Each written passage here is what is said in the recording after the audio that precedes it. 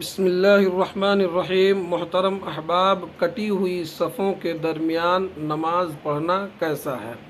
کٹی ہوئی صف، اس کی کیفیت یہ ہے کہ مثلاً مسجد 5 صف کی ہے، 3 صف آگے ہیں اور 2 صف پیچھے، اور بیچ میں دیوار نہیں ہے بلکہ چھت کو روکنے کے لیے کھمبے ہیں، ستون ہیں۔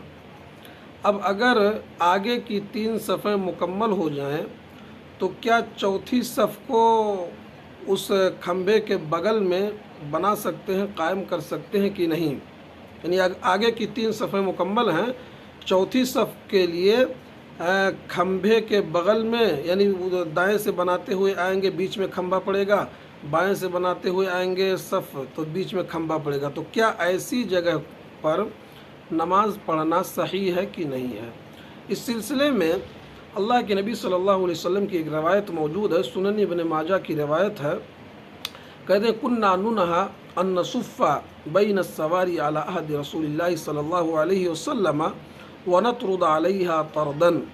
قرہ بن ایاس رضی اللہ تعالیٰ عنہ اس حدیث کے راوی کہتے ہیں عہد رسالت میں ہمیں ستونوں کے درمیان صف بندی سے ہمیں روکا جاتا تھا اور اس سے باز رکھا جاتا تھا۔ تو اس حدیث سے معلوم ہوتا ہے کہ ایسی اس طرح سے صف بنانا کہ بیچ میں ستون ہو، کھمبا ہو، اور وہاں پر نماز پڑھنا یہ صحیح نہیں ہے۔